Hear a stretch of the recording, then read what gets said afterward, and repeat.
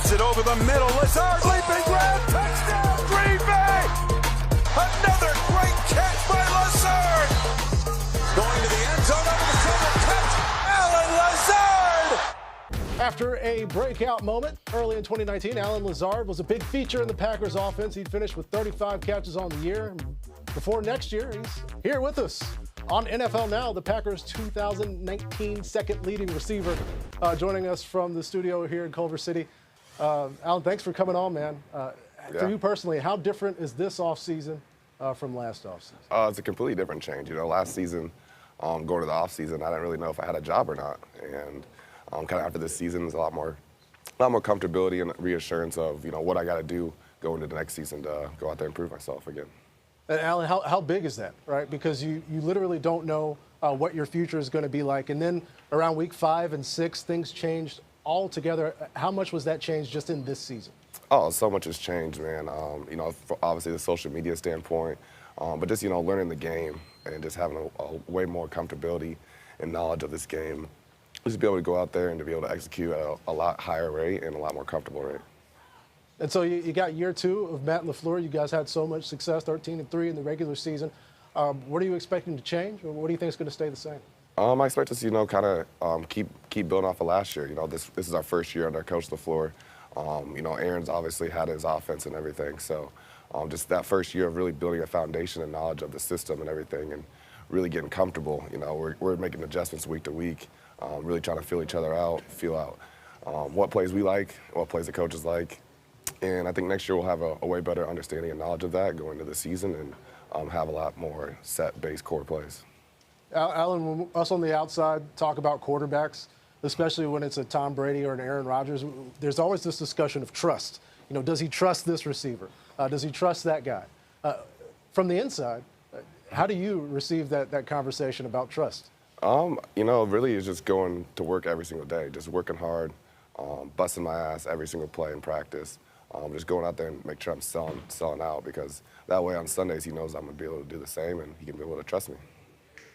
And probably as an undrafted guy, you need to feel that way a little bit more firmly, right? Absolutely. How much of a role did that play for you? Huge. You know, being undrafted, at the time I was obviously very frustrated, but looking back, I'm so thankful I went through that adversity.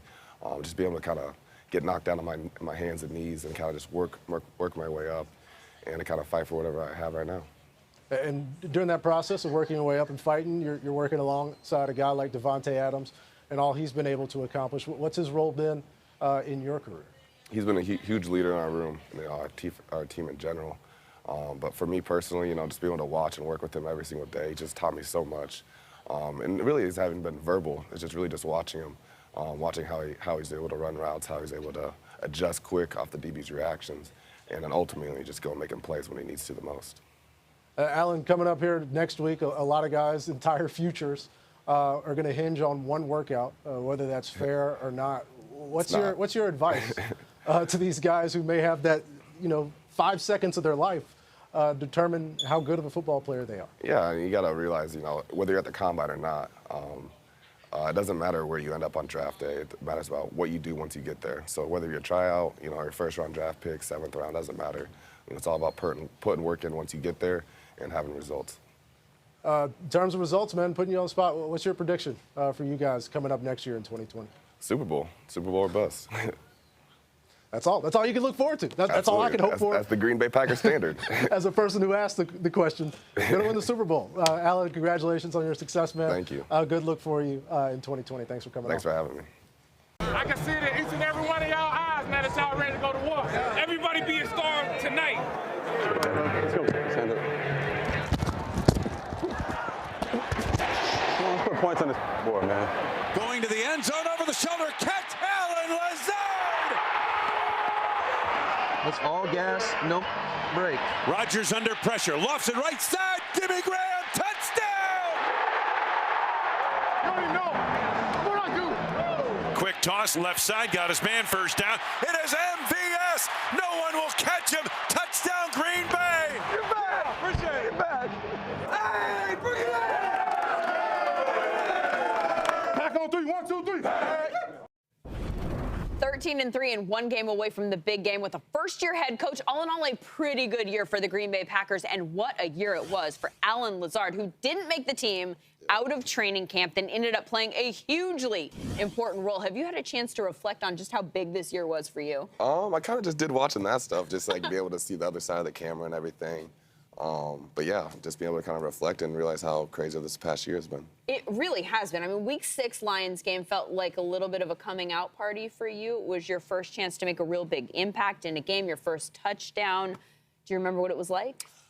A little bit. I kind of blacked out, just having so much endorphins and enthusiasm and just all the adrenaline running through my body at that moment, especially because it was my first catch and then being at that time of the game and everything, Monday night, all that stuff. So I was pretty excited, but for the most part, I mean, it just all was a blur. So I read a story I'd love for you to tell us here. Your dad was not at the game, wanted to be at the game, but what happened? What did you do with your tickets?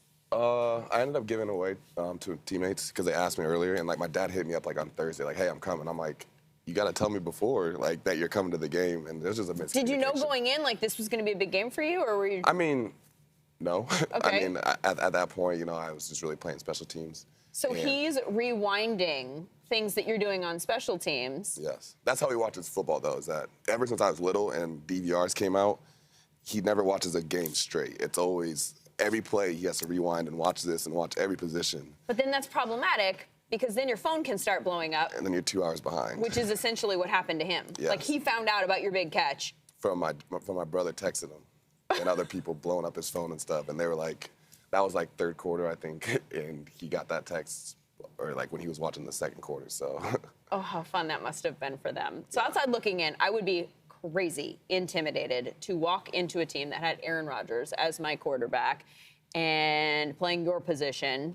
Hey, I'm here and I'll just go run this route and catch this ball. Were you intimidated by him initially? No, I think Aaron is really good as far as being very open arms and communicating very well to new people, especially the younger guys. That's how I felt at least. And when I first showed up, I was all eyes and ears. I wasn't really talking much and just trying to learn from him and learning from guys like Devontae and Jimmy on how they run their routes, and also just listen to Aaron on how he wants you to run them so you can execute them. Did you feel like you needed to earn his trust as the season went on? Absolutely. It wasn't just him. It was guys like Mercedes, Bakhtiari, Devontae, guys on the defense, the coaches. It was really just a entire team, entire organization thing where I felt like, especially going undrafted when I was very disrespected, and I wanted to go prove out to everyone else that, I can play in this league and I can be a star. You felt disrespected? Absolutely.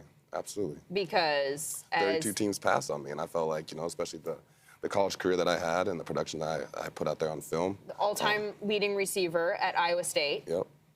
Thought you were going to get drafted, didn't get drafted. Since we are at that point of the season right now, we're talking about draft, combine a lot. It strikes me that you would be a pretty good source of perspective for a lot of guys that might end up being in that position in a couple of months. Is there a message that you would have for somebody who's going through that process right now, having gone through what you went through? Yeah, absolutely. I would say just, work hard every single day. It doesn't really matter what you're doing day to day, as long as you're going out there competing, doing your best, and whatever you can to go out there and just put your best foot forward. And, at the end of the day, as long as you know that you're complacent with the effort that you gave and what you did to prove to the teams that you can make it, then you'll be fine. And it can all work out. Your team has 10 draft picks, an opportunity to get better in the offseason. I know you probably heard last year as you guys were having the success, people talk about you guys as a team that overachieved. Do you think that was an accurate statement about who you guys were last year? Or? I would say that, I want to say overachieved, but there was so much question on how the season could have went, having a new head coach, new guys in the locker room and whatnot. There's a lot of uncertainty, but I think, that just really shows you how special of a team that we had. It wasn't just the players, it was the coaches, it was the trainers, it was the strength staff, it was the front office people. Everyone just kind of combined and going after that one common goal was something very special this year. So much potential moving forward. We're excited for your success. Thank you so much for coming in. Don't be a stranger. I won't. Come back. I would love to be back here. It's beautiful. The fourth quarter against a division rival, a 2nd down and 1 with Aaron Jones in the backfield, and he'll pass on 2nd and 1, and he'll take a shot, and Valdez-Scantling holds it in. MVS trying to be the MVP here, 46-yard reception. Always love the hands-on reporting from Lisa. Good job, Lisa. 2nd and 1. Rodgers Extending the play, looking for an option, and finding in stride Mercedes Lewis. Out a couple fumbles in that heartbreaking loss to the Chiefs. Had the interception just moments ago earlier here. 3rd down and 5. Rodgers, same side. And this time, it's in the hands of Lazard. Incredible play. 35-yard touchdown. It's been very favorable for them tonight, both run and pass. Empty look at 2nd and 5. They only bring 3, drop 8. Rodgers looking over his options and then comes back to Lazard, who had the touchdown moments ago and ends up fighting on the sidelines for extra yardage. Gets 12 of it that time. 2nd and 7. Look at the time he has. And somehow Jimmy Graham is able to hold on to that right at the marker, as you see. It's man-to-man all the way across the field. The Lions do not have a dominant one-on-one rusher, so Aaron Rodgers has all day in the pocket. They try to bump Jimmy Graham. It does not matter. Number 25, Will Harris, is in man-to-man coverage. And I got to think, Aaron Rodgers says, Jimmy Graham against Will Harris, I'll take that matchup as the game is on the line in Lambeau. Coming off a 2-minute warning here, with Rodgers trying to put them in position. To the near side, gets it complete to Lazard, who has come up big in the last few moments against Justin Coleman. Against number 27, Justin Coleman, he gets to the top of the route. Nice, he breaks it off, comes down, and Aaron throws a nice dart there. Rodgers knows exactly where he's going before he even catches the football. You think about Alan Lazard. I sit and I watch you play the position. I watch a guy like Davante Adams. How much can you learn from a guy like that? How much have you learned from him? Because he is a dog, and you are a dog, and that's a good thing for those people out there watching. You got that mentality, like I said, you run guys over. How has Davante Adams helped you grow into so much? Just because of, one, like you said, my body type. I'm 6'5", he's about 6'1", 6'2". So how he runs routes is completely different, but I feel like there's little parts of it as far as just, body positioning, center of gravity, understanding your footwork, not stepping outside your frame, understanding the DB that he does very well, has obviously done very well for a long time, and I'm just slowly picking up little pieces from him every day. I'm going to give you a little tip, and I'm telling the world, so it's not a secret. Watch Brandon Marshall.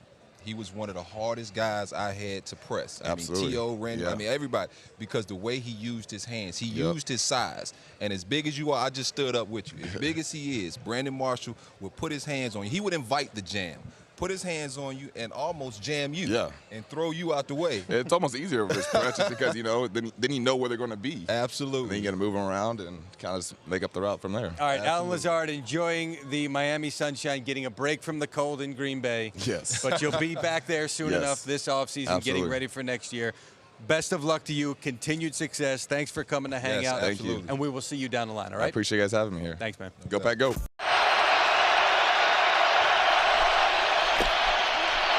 Rodgers' pass is caught by Lazard for the first down.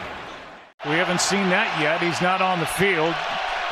Jamal Williams is. Rodgers backpedals as he throws a strike to Lazard, who goes for a ride and has a first down. And a nice job up front, because Aaron Rodgers had to wait for Alan Lazard to get into that.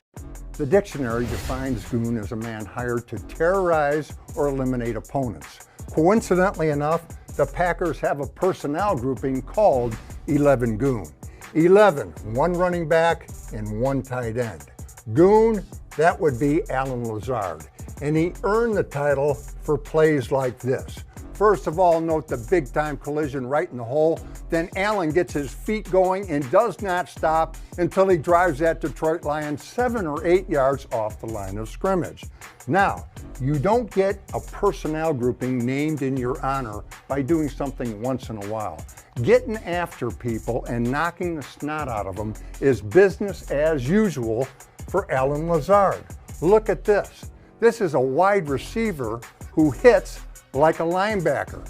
Clearly, the rough stuff was at the root of 11 Goon, but that's not the only way to terrorize an opponent. Check out the pass route and keep in mind Allen is working against Darius Slay, who is just named to his 3rd straight Pro Bowl.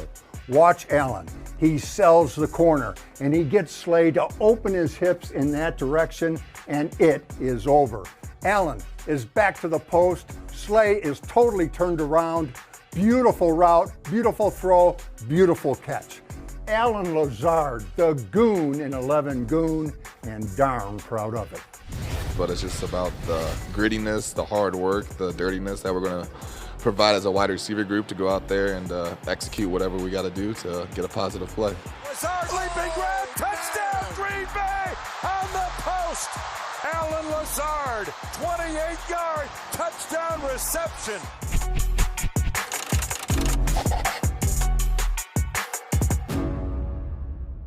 .5:24 to go for the game. Packers trailing by 7. 3 receivers bunch on the right. Adams split to the left. Rodgers shifts into a shotgun. Jones to his left. Here's the snap. Rodgers looking around. Lofts it over the middle. Lazard leaping grab. Touchdown Green Bay on the post. And the Packers are an extra point away from tying the game. Allen Lazard, 28-yard touchdown reception. Rodgers. Pressure going deep down the middle. It's caught for the touchdown.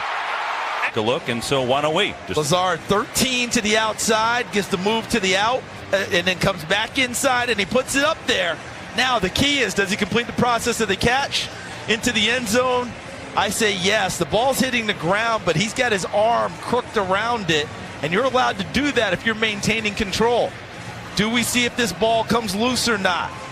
Does it survive him going to the ground? The answer to me is yes. And I also think you look at that knee to see if it hits early. It doesn't look like it does. I think he is in. I think that he skated above the goal line with the inside leg. Probably the most among active players.